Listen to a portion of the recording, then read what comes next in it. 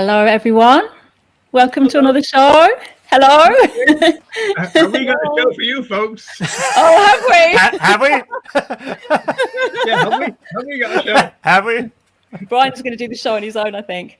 So I just wanted to say, before we start, I just wanted to say to our fellow teammate, Tom, to get well, because he couldn't be with us on the show tonight because he's not feeling too well. So get well soon, Tom. Hopefully he's watching from bed. Hopefully. And also just to say welcome to everyone, and just say hello to us in the comments, because we'd love to know that you're here, and we'll try and get through as many of your comments through the show as we can. So I just want to put my chat on actually so I can see if there's any comments. So say hello if you're here already. Let me just see the comments. Is anyone there? So, oh, hi Bernie. Hi, nice to have you back. Welcome. Deepak as well. Welcome back. Hey Jennifer. Good to see you. And oh yeah, get well, Tom, Jennifer says. And Elliot, hi, welcome back, Elliot. Don't feel too sorry about Tom. It's just the fame from last night went to his head. Yeah, that was a good chat, wasn't it? Yeah, Tom did a really great discussion on Grumpy Vegan Grandad's YouTube channel last night, sort of talking about intersectionality and that kind of issue in the movement as well. So really great talk if you'd like to check that out. Hi, Kristen. Nice to have you back. Hey, Dev. Good to see you. Good to see everyone. So just a few comments on tonight's topic, which is... The team is wider than yesterday. It's wider. Who said that? The wider team, anyway. The wider team. Taking things out of context, as usual, Roger. It was Jeremy making terrible remarks about Wendy and Nella yesterday, wasn't it? I have to go to the tape. Don't trust this one or this one. That one.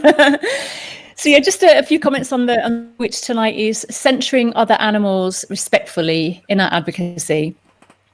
So advocating for animal rights is about respect and justice for our fellow animals. So we on the show, and I'm sure all of you watching, believe that it's really important that we're mindful of how we represent those that we're being allies to. So while the other animals are certainly not voiceless and they show huge resistance to their oppressors, what is unique in our movement is that those being oppressed cannot easily mobilize as a group themselves. So it falls to us humans to assist them. But with that unique situation comes the challenge of centering those that we stand with and avoid falling into anthropocentrism. And so with that challenge, the challenge then becomes, how do we center other animals without trivializing, misrepresenting, disempowering or undermining them? So I think some of the questions we can ask ourselves when it comes to our advocacy is, one, is the focus being placed on the other animals? Are they at the center of our framing? Two, does the imagery or language that we're using empower and amplify them or disempower and undermine them?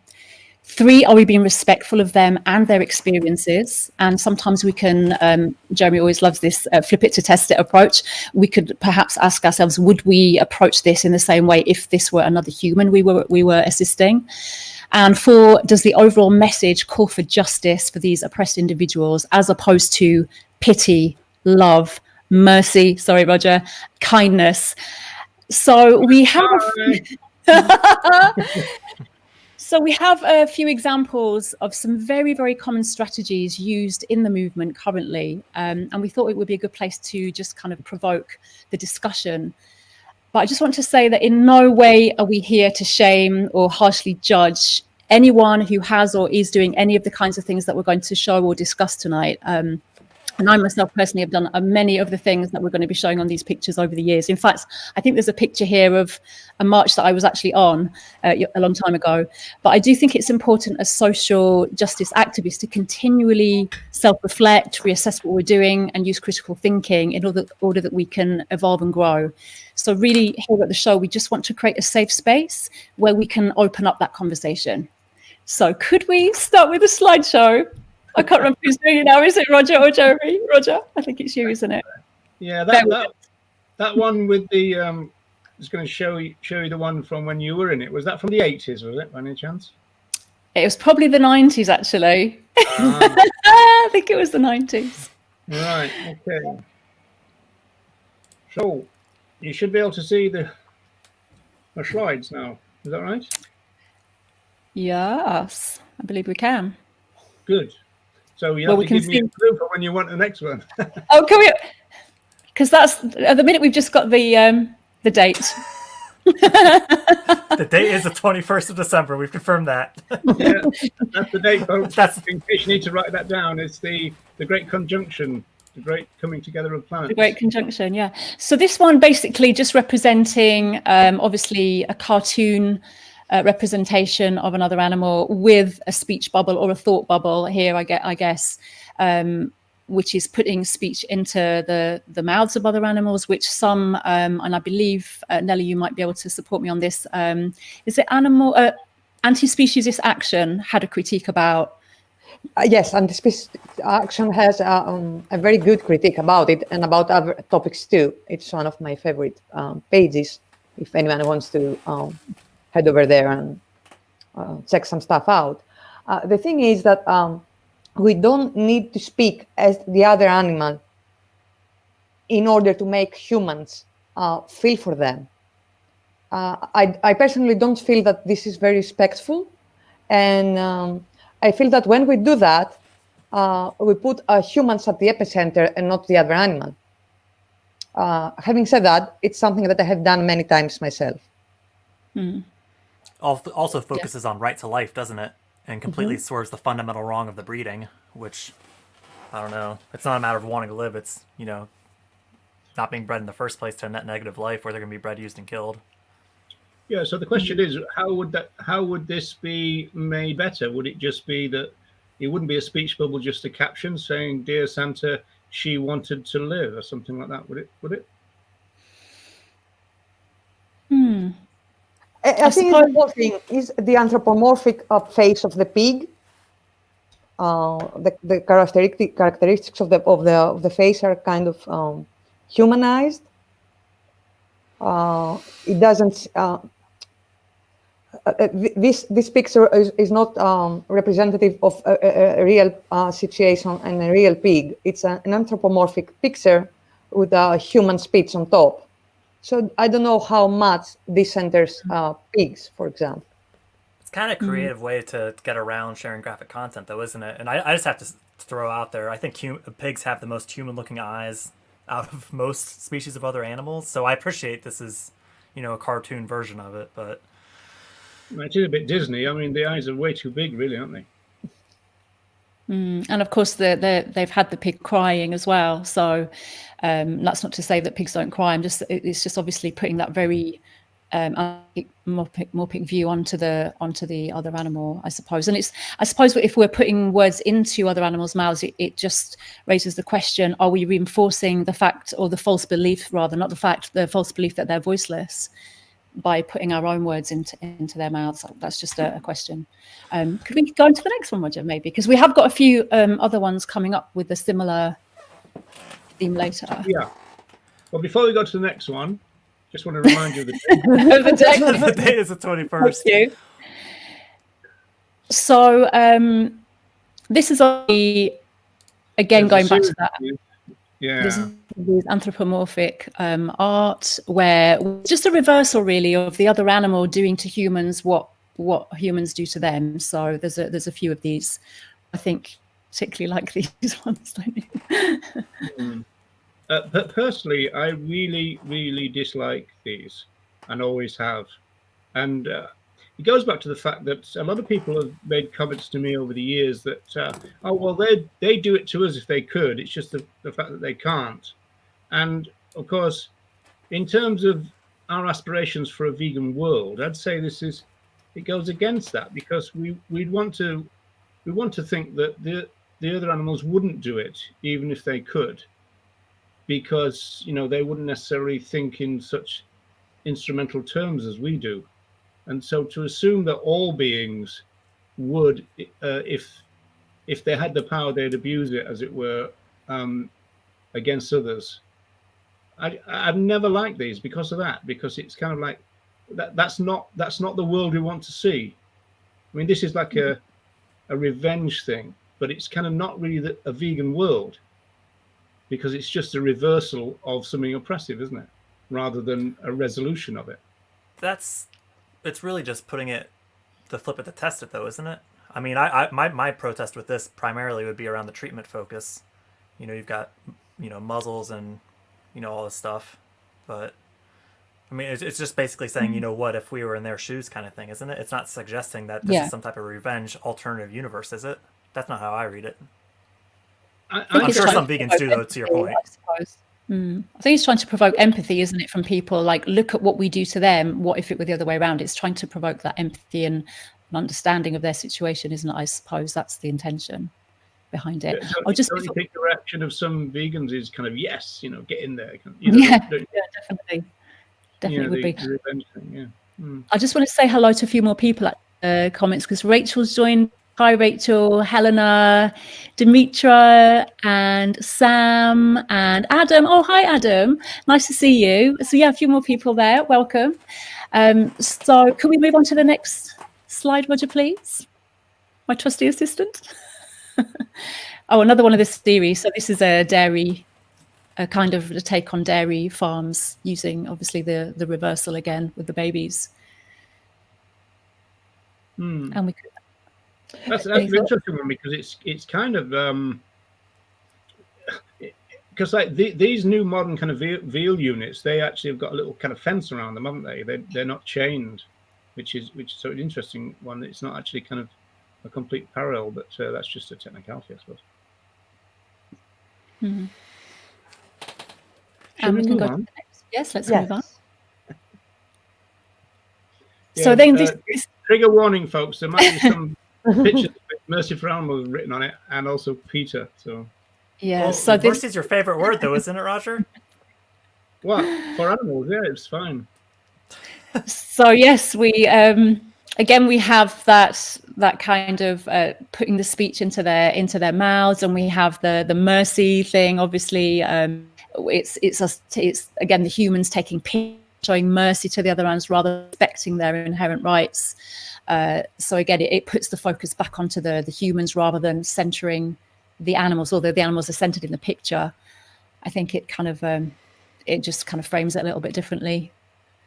I do like the use of the word she there. That's something I'm trying to do more, and because beyond euphemisms, just specifying species in a speciesist culture doesn't necessarily do it. But I think when we say she or someone, for instance, someone's body is much more powerful.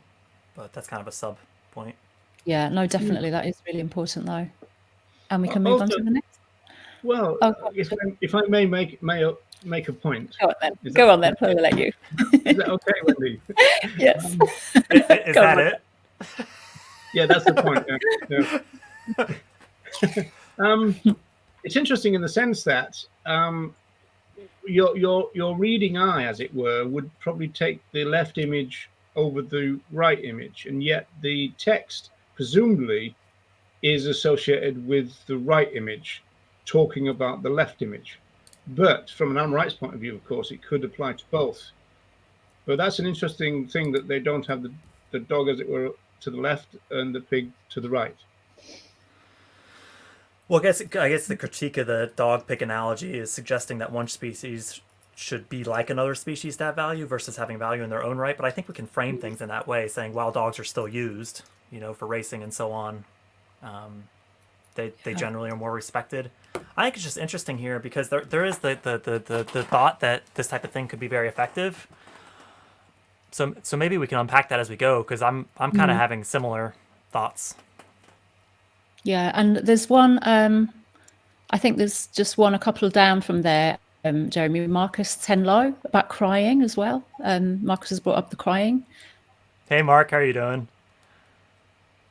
Good to see you. For first live video, I think. Humans cry when they're sad. Pigs cry when they're sad. Yeah, we talked about this on a past episode, didn't we? Because I know cows are particularly, this has been documented.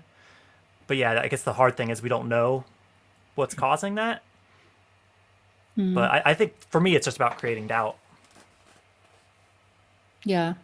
If we can create doubt of whether they're having those emotions, because we can't assume that they don't. That's the thing, isn't it? We don't want to assume that they don't. for sure. Excellent.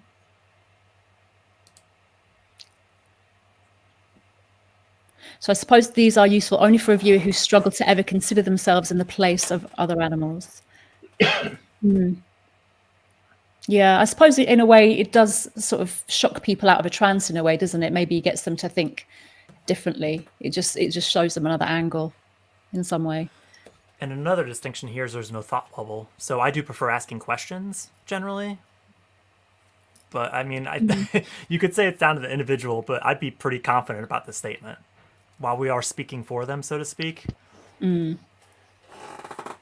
a speciesist point of view, wouldn't the speciesist just say, well, they're both living, they both get to live, what's the point?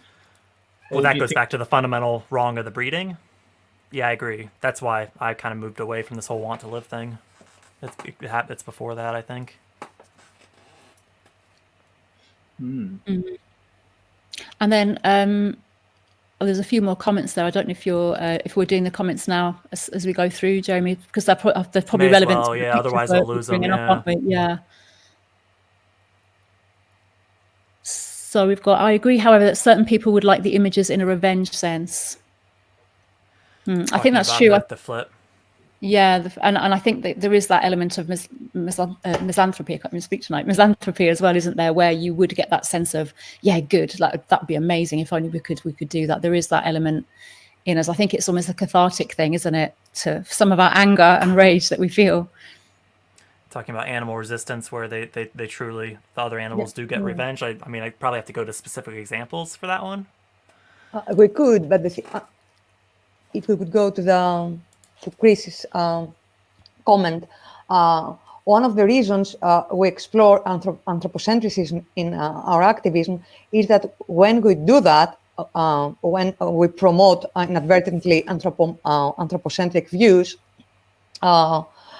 in a way we rob other animals of their agency, because they are agents of resistance, and their resistance in that sense is a political action. So when we treat them as poor, mute creatures that we save, we undermine them. We are not assisting them. We're not acting as their allies. Yeah. Good point. And there is that story actually that you told us earlier, Nella, of that of something. Yes, it's a story that I think is very powerful. Is of a Siberian tiger named Tatiana. She was imprisoned in the San Francisco Zoo for several years, and at the 25th of December of 2007, after three young guys tortured her for some time, she managed to jump over an almost 4 meter high fence, and she attacked the first guy, and then she was wandering inside the zoo for almost half an hour, completely ignoring visitors and staff, until she got to the other two guys and attacked them. So she only attacked the persons that violated her rights. And after a while, police got there, and of course she was shot down. So other animals, it's very clear that other animals revolt against their oppressors. Things like that happen every day. And the Liam Neeson of the tiger world. Are you anthropomorphizing that tiger? Yeah. You totally are. So is there any more comments on these particular pictures that we missed? Sam's relates specifically to the dog pig picture at the moment. Just talking about, and this is kind of what I was gesturing at, is the whole idea that moving a lower animal to a higher animal status.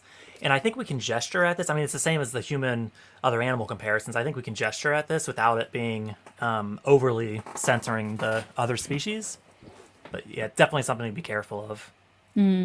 Well, I think it comes back to a fundamental issue that I have with any of these, which is not necessarily going lower and and higher, although that would move things in a categorical sense. But it's more categorical in the sense you're moving a food animal to a pet animal. And so that doesn't necessarily, it doesn't kind of connect any dots necessarily for the speciesist, because they would think in functional terms, and they don't see why a food animal should be treated like a pet. And then conversely, this is where the racism comes from, they don't see why a pet should be treated like a food animal. So that's why you get the outrage about certain cultures eating dogs. But it's all, they're still being used. It's comparing one form of use to another versus ending all use. Yeah, but it's all from a functionalist point of view. You know, we tend to think of other animal use in a functional term, which is why they often say, well, that's their purpose. You know, people think of them, you know, well, even to the extent of if we didn't use them for that, what would you use them for? Or what would they do? It's kind of like, what would their purpose be? To the extent that sometimes people would say things like an antelope, their purpose is to be food for lions, which obviously isn't true. The purpose of an antelope is to be an antelope. It just so happens that they're preyed on, but that's not their purpose. They're not kind of put there for that purpose. But people have got almost this kind of divine kind of plan thing in their mind, you know. And I think that's probably why a lot of people talk about the food chain, isn't it? Because aren't they trying to say, you know, one is made for the other, and you know. Isn't that what's going on there? Yeah, definitely. And Ronnie says, we have to remember that most people are more driven by emotion than they are by rationality, which is why appeal to their emotions is important to get them to think about the wrongfulness of speciesism. And I suppose that just raises the question, how do we raise people's emotions? Are we doing it in a respectful way, or do we use some strategies at the risk of being disrespectful to other animals just to get the emotional connection to humans? I suppose it's just getting that fine balance, isn't it? Which I think is difficult seas to navigate, quite frankly. So any more comments? Nothing wrong with emotions, but we can't keep people on that emotional level either, presumably. So that might not work either. So I suppose we're going to have to try and get a blend, as Tom Reagan suggested. Yeah. A blend. Could we move on to the next picture maybe, Roger? Because there are going to be more examples of these things coming up. So this one was use of props. That's not an actual frog in the picture. It's a prop. It's a model frog. And of course, the activists are wearing sort of the ears, and we're kind of moving into more kind of costume wearing and masks with that one, which again, we have to question. We're obviously trying to, with this kind of thing, to represent our fellow animals' bodies by bringing them into our advocacy in some way. But does that end up in some way trivializing their plight? And if we can maybe move on to some of the other costume pictures as well, if they're available. So Tabitha says, concentrating on the killing of other animals moves the focus away from rights and perhaps risks leading some viewers to vegetarianism instead of veganism. What does everyone think of that one? I think it's a strong point. I think we definitely want to make sure our message is directed at all use and not just focusing on the killing, because I do think that is something our movement often gets wrong. It's just, you know, the I want to live thing, which is obviously true, but it's really the fundamental wrong is the breeding. For the other animals who are already here, that's the main thing, but it doesn't speak to the entire, encapsulate all of their use. Yeah. Can we have the next slide, Roger, please? This one's quite powerful, but I wonder whether the speciesists would even understand what's going on here. But then again, that's maybe the point to ask, you know, to prompt that question, what the heck is this? Yeah, that is true, quite without powerful. some context. Without the context. Without context. Yeah, every vegan probably knows, but how many non-vegans? Yeah. And that's another question, isn't it? Is with our content, with our activism, with our events, often as vegans, we will see things and we'll see something that's quite powerful and say, oh, that's a really powerful thing to do, a great strategy. But we perhaps, that non-vegans will not see it through the same filters that we're looking at that with. And how are they seeing it? What are they getting from our content? That's another thing to really bear in mind, isn't it? Actually, Wendy, that that reminds me of in the 1980s, I used to be a committee member of the BUAV, and we found ourselves going through some pictures which we wanted to use for fly posters and stuff like that. And we were kind of passing it around saying, "Oh, this one's really good," and you pass it around, and then we all realized that we were passing around really horrible, violent, nasty images of other animals being vivisected. And it was kind of because we were thinking in terms of its effect, you know. And but it was just so weird that we all kind of, it was one of those that kind of thing. People suddenly kind of like looked around the table and thought, "What are we doing?" You know.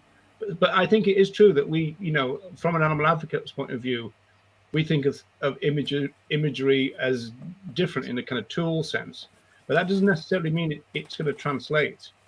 So I think this one is an interesting example of that, where from a vegan point of view, this is obvious what this is saying.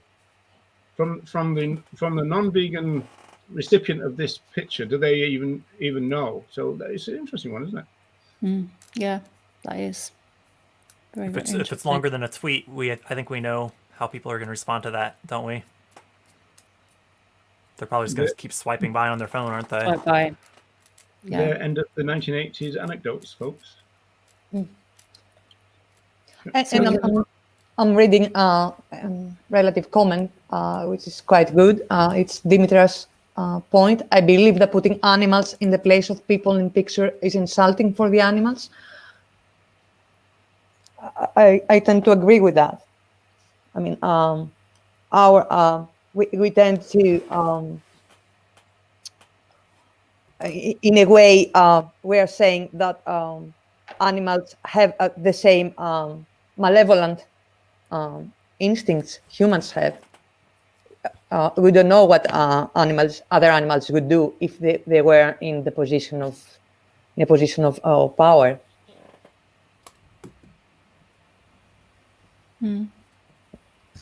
Yeah, true. Very true. And often, Should we talk about actually, Ronnie's comment? I used to wear a cow costume, but became paranoid that a short-sighted farmer may try to milk me. Ronnie. the Ronnie effect. And actually, there are a few images with costumes coming up. Actually, Ronnie, probably Ronnie in one of these costumes coming up. You never know. Can we go into the next one, Roger? No, I'm too frightened now. Okay. In case Ronnie's oh, there he is. So again, that's another example of putting the speech with the other animals. So we can maybe move on to the next one, because I think we kind of talked about that quite a lot. Again, coming on to masks. And this was from today, wasn't it, Roger? In Ireland. Yeah, I believe today outside an Irish slaughterhouse. This was. Rachel says we need to focus on the use and why that's wrong. Yeah, absolutely. And I suppose it's just trying to find ways of how do we put that across, and how do we center those that we're standing allies with, you know, at the center of that framing, I guess. So we could move on to the next slide, perhaps, unless you've got this was an animal, what was it called, animal rebellion thing that I think that's starting in Ireland. So a couple of advocates went just to make contact with them, just to see what they're all about, and they were saying we don't like to directly say go vegan to people, or at least not or something like that. But yeah, it was quite interesting. There was one lorry driver tried to run everybody down. There's always one, you know, some kind of alpha male with a small penis. There's always one of them, isn't there? You know. So anyway, moving on. Oh, that's the same protest. And that's the last of the same protest. Again, this is another one, just kind of putting the other animal into that human situation, and talking for them. Although seeing them behind the bars like that is it's quite emotive, isn't it? In that way, being born That's into what most the of this art's trying to provoke, isn't it? Get that emotional reaction. Emotional reaction. Yeah. And then the next, perhaps, unless anyone's got anything. So this is where we're getting into. Sorry, Jeremy. You're going to talk I was just about going to say maybe we could just give Mark's comment some quick attention. Yeah, absolutely. Really just a matter of attaching to mainstream ads and how to get this stuff to go viral more. Maybe go viral is not the terminology we want to use in 2020, but get it out there. But I mean, I know Roger's done some reading about this. I don't know about the rest of the group, but around what's it called, ad busting, Roger? Culture jamming. Oh, I wasn't even close, was I? Yeah, but do you want to give an elevator pitch for culture jamming? Well, I mean, the classic example would be to alter a big billboard, but alter it in a way that is not so obvious, so you don't deface it particularly. You just alter it. And there was a famous one which said they used to have, I think, during the Reagan years, Ronald Reagan. This is not Tom. Was America is lending, and it was altered to America is ending. But it was done in the same style. So the L and the L was changed into an E, obviously, and so that's kind of culture jamming. It's a sense of it's the ultimate is to try and get the double take, kind of, so it kind of jolts you out of your complacency. Because again, when I did live stream with Michelle Lowe, psychologist, I wanted to find out about advertising because I did a little kind of mini survey where I watched people interacting or not with Go Vegan World advertising. And as far as I could tell, nobody looked at them. So even the ones queuing up at a bus, and they're going onto a bus where there was a big Go Vegan World banner on the side, as far as I could tell, nobody even looked at it. And then I watched a lot of people around one of the bigger billboards, the real massive billboards, crossing roads from it to it, passing it on either side of the road. And again, as far as I could tell, by the time I was there, nobody even saw it. But it's on a kind of subconscious level, unconscious level. And culture jamming is a little bit like that. That you kind of go, they kind of notice it because it's kind of, there's something wrong. And then they have to go and do a double take. That's the idea anyway. Interesting stuff. There's a great one which was created by a computer, which was a heart attack ward, and it had the the thing on the screen where you see the pulse and the heart rate and all that, and beep beep beep and all that, and it came along beep beep beep, and then there was the golden arches, and then the beep beep beep, so heart attack by McDonald's kind of thing. So that good one.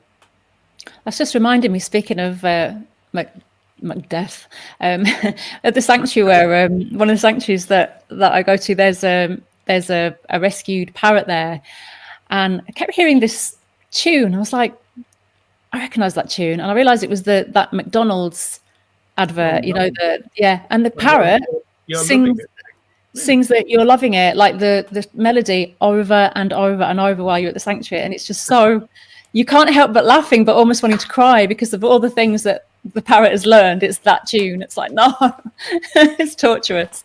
Anyway, I digress. We wait for the headline: vegan shoot parrots. And I think Rachel and Elliot have a good stream of thought sharing here going on around being careful with whatever our message or campaign is to not assume people have made the connection, because I think as vegans we see things through a different lens.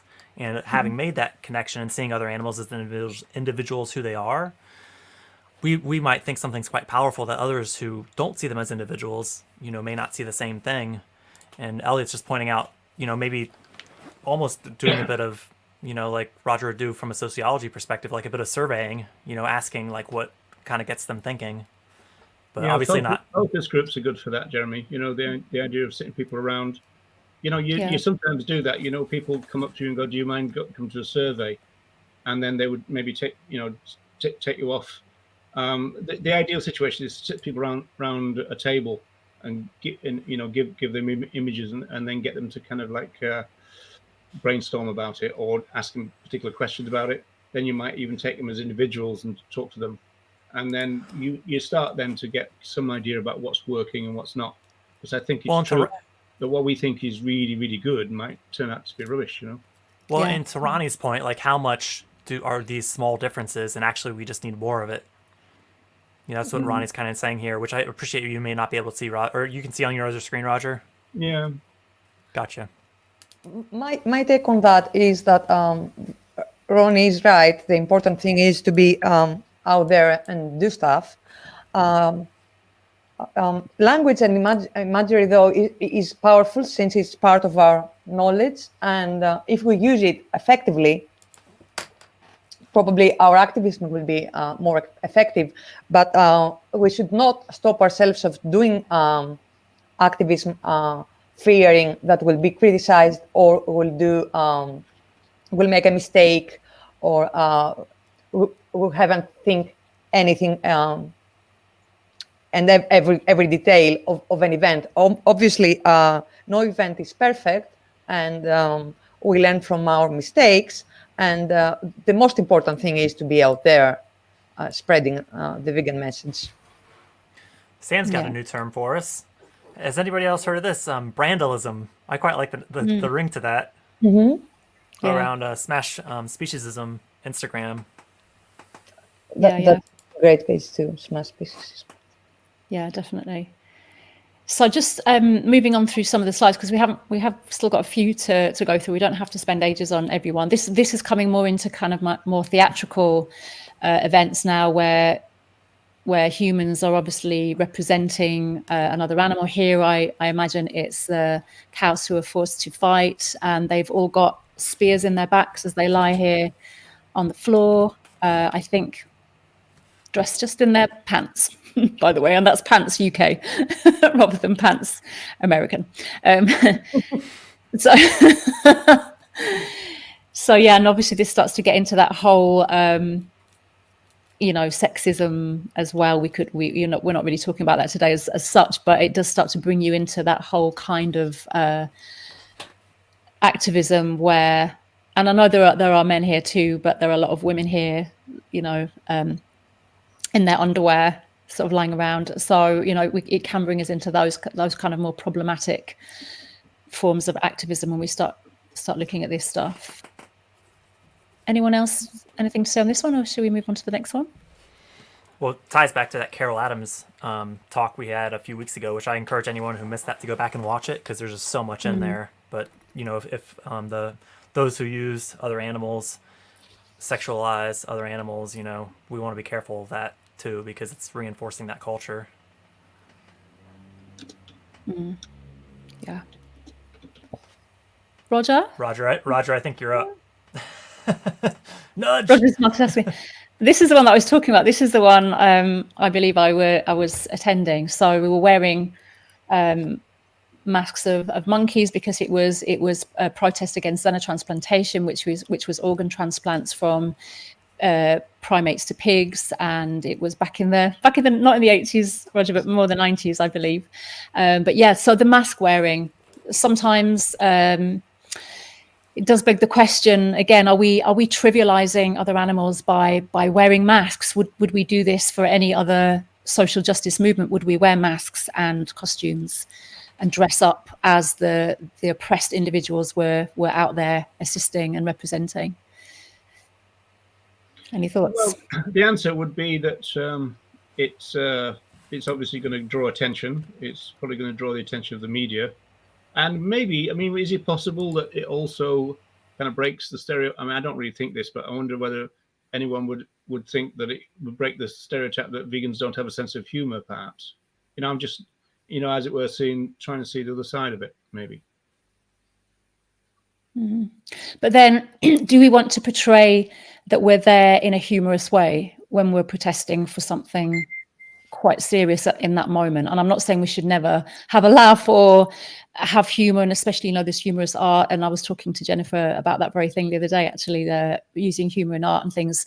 But would we at a march against something so serious want to say, hey, look how zany we are, everyone, that kind of thing? Would that be the message we want to deliver out there? Because I think at the time it didn't feel that way. It wasn't like, oh, we're here, we're being kind of fun. It was, we're serious, but we're standing and representing these individuals in this way. But I'm wondering, and like going back to what Carol J. Adams said, does it actually, because she talks about the absent referent concept, in that when we have obviously the body of a dead other animal that individual is no longer there, even though they are there. Does this create, again, that same kind of disconnection through the absent referent concept, in that the individual isn't here, it's just some kind of iconography that may not actually represent those who it seeks to represent? It's like disembodying and removing us from the individual. Just wonder. In fact, to your point earlier, Roger, because I'm not sure. I'll be honest, I'm not sure I exactly followed it. But Ronnie's point is they wouldn't have advertising if it didn't work. So even if we're not overtly seeing people looking at the ads, they are planting seeds, as the saying goes. Oh yeah. Well, are we going back? Are we talking about Go Vegan World here? I mean, I don't know whether Go Vegan World would have done the same kind of advertising research that, say, McDonald's would do. No, I mean, I was interested in asking Michelle Lowe about it, because she's a psychologist, because I was thinking that advertising kind of works on repetition, but also she said it's kind of like subconscious repetition, which is an interesting idea, that we can kind of be influenced by something that we don't really see, but we don't really see it regularly. You know what I mean? It's an interesting one. I mean, there's loads and loads of research, obviously, and literature about the advertising and how it works. But you are right that they spend millions on it, so it's not as though it's a total waste of money. It obviously works somewhere down the line. Exactly how, I'm not quite sure. But in terms of animal advocacy, are we saying it's going to be the same for Go Vegan World as it is for somebody selling cigarettes? Not sure. So you're saying it does work, it just wasn't as obvious. Yeah, okay. Well, I'm actually saying, from my observation, nobody looked at it. And I was asking Michelle, what does that mean? And she was almost like saying, well, don't worry about it, because they would have seen it, but not seen it. They would have seen it subconsciously or even unconsciously. Or you just didn't see him looking at it. Well, yeah, obviously. I mean, it was just a sample of time when I was observing. I mean, I was a participant observer in a methodological sense, but well, it's a numbers game, isn't it? It's thousands of people over however many days or weeks it runs. It's not just like a 5-minute period. Yeah. But again, well, I invite everybody to do that. If you see a Go Vegan World or any kind of advert on a bus or whatever, just have a look around. See if do you twig anybody even looking at it. It's really something interesting. to be said for doing stuff that stands out versus just blends in with the other advertising. My mom's just got a point around, trying to say humans and non-human animals are alike. And I guess that's what we're talking about, is kind of gesturing at that relationship without kind of overly centering humans. To me, that's kind of the theme throughout this, just to be mindful of.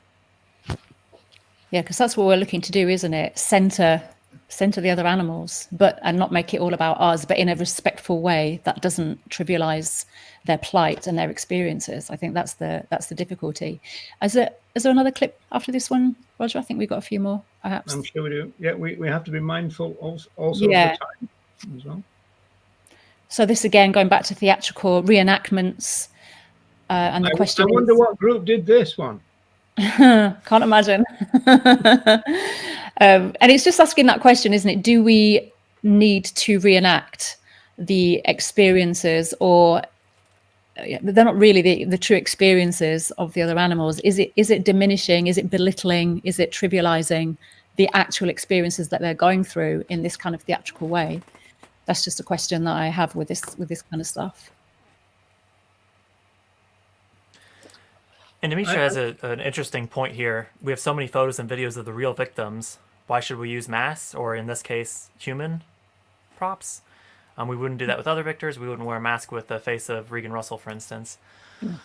Yeah, I mean, I think going back to the animation stuff, to me, I could see that having a place on social media, because it does swerve that graphic side of things, which there is a place for graphic content, I think. However, I think it is, it kind of swerves that and maybe reaches people that the graphic content wouldn't.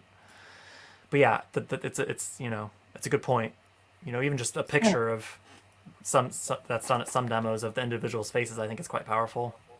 And yes, and there are pictures that are not graphic. If we are not into showing graphic stuff, that are not graphic, but they are focusing, as you said, in the individual. And I think this is putting other animals on the epicenter of our advocacy, showing the real individual and the real condition, what's happening. A human in a cage, I don't think that portraying another animal, I don't think that it's powerful, especially for non-vegans. I don't see how. I appreciate that emotion and using motive stuff is a way to reach out to non-vegans and make them think about other animals, but I don't see how a human posing as an animal can achieve that.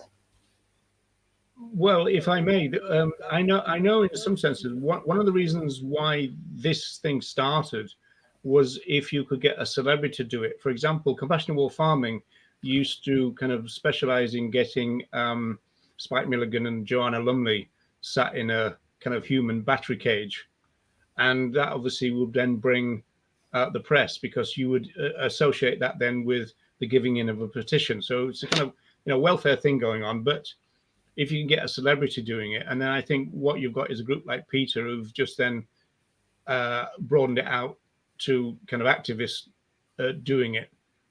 And again, I think we could almost like spend an entire program just on this thing, because there's been a lot of this in Ireland, and I don't think it had the effect that the activists wanted. I don't think, not if you judge by the comments that it produced. But then again, how representative that is as well is another matter. But there you go. Yeah, and it does. And then if you think about using celebrities again, it's very much centering the human, isn't it? It's all about, let's use celebrities and people who are high profile in order to get attention. But then that attention is all on the human. Again, we're decentering other animals with that kind of strategy. And I think there was a time when we're dependent on the mass media, though, and so celebrities would get the media in ways that you wouldn't be able to otherwise, and so you were a bit stuck on that. There's a lot of social movement theory about the relationship between. I've written a lot about this, about the relationship between social movements and the mass media. Very, very difficult. Difficult situation for the social movement to be in, because you're kind of your power is diminished in terms of the message you want to get out and all the rest of it. It's quite a tacky area to go into. Yeah, and you do see even today, like the celebrity YouTuber, influencer people doing kind of actions where they are very much taking selfies in a slaughterhouse, for example, while pigs are being killed and that kind of thing. So you do still get that sense that people who are high profile will still use that profile in order to get attention. But it does raise the question: is it actually a respectful thing to do? Should we not just center that activism on the pigs who are actually dying, rather than myself in the picture with the pigs?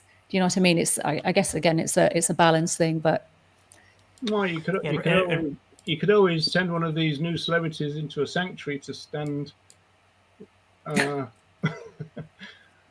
center themselves. Rachel's got a good point around why we don't see more on TV. I suspect that's a function of cost, because advertising dollars it's just obviously you're going to get more viewers there, so it's probably significantly more expensive. So it probably just comes down to budgeting and where we think we can get the most bang for buck, for lack of a better term. Go Vegan will do TV ones, especially around international rugby games. But they don't do like a TV one in the advertising break. It's going around the side of the screen, the side of the pitch. Those ones, which presumably are cheaper than during the advertising break, but it is about money. So I don't know if you want us to pick out the comments, Jeremy, or if you want to go through them in order, or down the slides, Roger. Take them down. I will. There were a few more there, but I think we kind of got the gist there. There was some with costumes and things like that, but okay. Yeah, and I think back in the real just world. catching up. Real world. We're back. So we do try to keep these things to about an hour. I think we've just broached a lot of these subjects. I mean, to me, I think the key thing for me is focusing animals and not humans. I think within the animal sphere or other animal sphere, it's perhaps, that next level. But yeah, to me, shifting away from that human-centric framing is what I'd like to see us move towards. There is a very interesting comment by Elliot, not the last one, the one before. I don't know if you can. The human Do you have a timestamp on that, and then I can. 0648, I think, is it that one, Nella? Can you say? Yeah. It's a difficult one because I know I find this with my advocacy. When we do involve humans, it makes it more relatable. So it's really a delicate balance between gesturing at that relationship and making it more familiar, because there is a human to provide as a bit of a conduit to these topics. Because videos of just other animals, I'm sorry, but it just doesn't have the same effect in some contexts. So, and that's just what I found through my own Facebook page statistics. Something will get 30,000 reach on that doesn't have humans, and then something that has humans in it'll get 300,000 reach. So it's quite, it's not just small differences we're talking. So but it definitely should be done mindfully. And the truth is that most humans are human supremacists. I mean, we cannot ignore that. If we're going to change that, we cannot ignore the problem. We have to work around that and challenge it. Because there's almost that sense that unless something is made or put into a human context, it's almost as if it's not important enough in its own right. You do get that feeling sometimes when we're trying to frame things in this human way. It's like we're trying to represent what the other animals are experiencing. We're trying to theatrically show them. We're trying to wear a mask or costume, and it's like what they're going through isn't serious or isn't enough in its own right, basically, without us putting it into a human context, which again feeds into that speciesism and anthropocentrism over and over, doesn't it? So so Nello, I'm with you on that one. We have to challenge this framing as well. Well, and to Ronnie's point, I mean, I don't think we should necessarily look to non-vegans for all of our feedback, because we are disrupting the culture. So almost if we get negative feedback, that could suggest a good thing is happening there, that we are getting them thinking within reason. So we don't want to just say, hey, what do you all like, and just do that, because I think we might wind up with the animal movement we have now. Who knows? Where we're focused more on welfare than rights. But that's a discussion for a different day. Chris has quite a good one here. Well, let's read through it together. May all these representations are aimed to substitute the act of continuous showing of animals brutally exploited in order to get people not to get used to them. Personally, as I acknowledge that the danger of exposing the masses bloody animal photos and videos will normalize the animal exploitation, I do not see representations as a wrong tactic if it is not derogatory for animals. Of course, the most important that Nella said is that we have to continue the struggle. And I think this is it, because we can't just show the, quote, bad stuff without building the case for their individuality, because otherwise it will, I think, desensitize people to it. Yeah, that's another worry, isn't it? And the danger is that the more we show of the graphic footage, even I remember people talking about, if we had in every slaughterhouse, or if slaughterhouses had glass windows, everyone would go vegan. But I don't actually believe that's true, because I feel that people would actually just become desensitized to it and still accept it, because for them, non-cruel use, as they will see it, is acceptable and it's the norm. So they will find a way to compartmentalize that, what is going on, and just live with that, and accept it and be desensitized to it. I do feel that is a danger that we have as well. And Sam, just hairy person, I think. It's Brian. Sam, just to let you know, Sam, just a little context on that. Brian is diabetic, so he has to have his food and his injection 12 hours apart, so morning and evening. So 7:30 is his time. So by this time he starts to get really hungry, but he can't have anything until his time. So he does get a little bit distressed, bless him, a little agitated. So that's him in the background. He wants it right now. He does. Well, I think just to try to close things up a little bit, just another reminder that Roger's doing his Christmas Day Veganza. How do we say that? Veganza, from around 12 to 6 UK. So keep an eye out for that. We'll be publishing more on that. I also just wanted to do a quick nod to help us remember William Courtney Rogers, who was the environmentalist and animal liberationist, who was one of 6 who was imprisoned and was found to have killed himself 15 years ago today, which is quite a wrenching story. So encourage you to look into that if you don't already know his story, so that we can kind of give some thoughts to the struggle that he and many others are going through. With that, I think there's a lot more we could say on this topic. If there's any closing remarks, this is I'm about to start the hover over the end stream button. So this is your final chance. Yes, I just wanted to say that our thoughts on the subject change over time, and obviously I've done a lot of things that I wouldn't do today, and I think this is true for most people. And I'm thinking that probably tomorrow I will do more stuff that at some point I will revisit and change my mind about it. But the most important thing is to not to be afraid and to organize and do activism. And the other thing is that we should be open for feedback. Shaming has no place in activism, in my opinion, or anywhere else. But I found that constructive feedback is good, and personally has helped me to change a lot of things in my advocacy. So nothing of what was said today was in the spirit of shaming others or pointing fingers. Yeah, and Sam's gesturing at Brene Brown, who I'm looking to study more myself. But the quote, "I'm not here to be right, I'm here to get it right." So it's a continual evolution. And really, it's just a matter of kind of supporting everyone to do that. That's really the goal to me, I think.